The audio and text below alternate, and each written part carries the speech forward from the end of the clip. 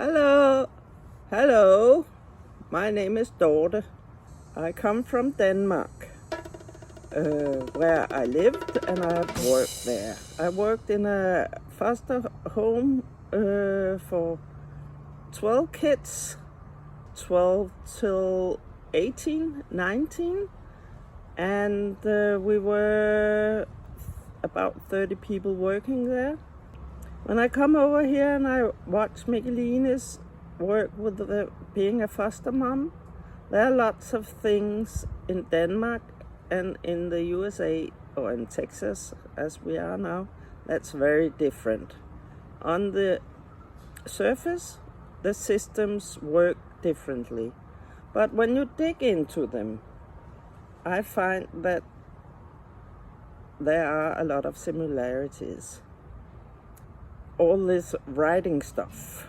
You have to write reports, you have to write about how things are going, and somehow you never really know where all these writings, who will benefit for them, because it's surely not the kids on the screen.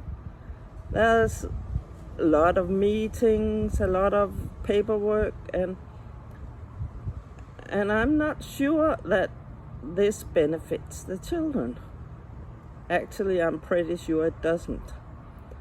For me, when I worked, I felt like I had so many people come check in on my work place, and I actually found that I spent so much time on all this check, and I basically felt that nobody trusted me.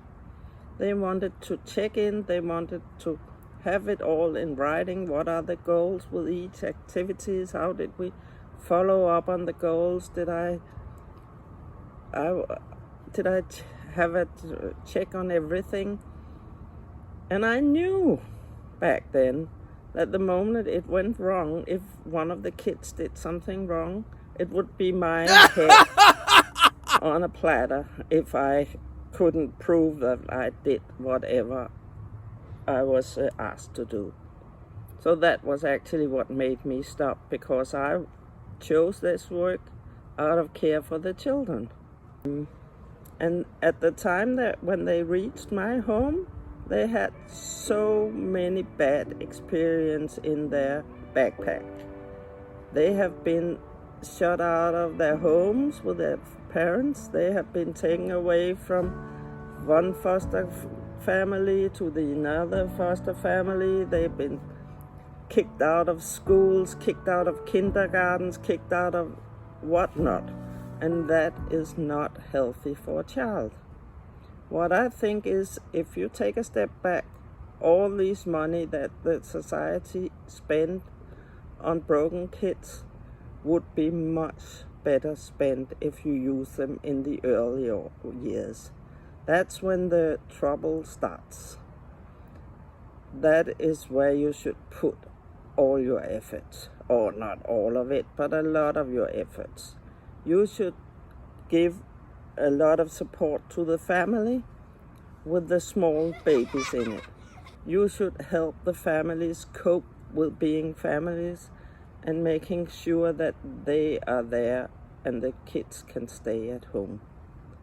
That is how you should use your money, not when they are 16 or 17 and been kicked out of everything. It's too late. You can't repair it. They've been broken inside and out.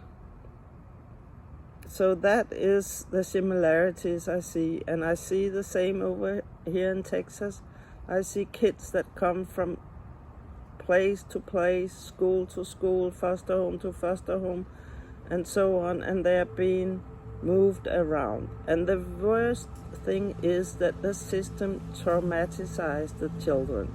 They move them without any personal items. A child has to feel very secure to move on with its emotional and intellectual development. By moving them around, not making sure that the moves are done properly. A proper move can be necessary, but it has to be done properly.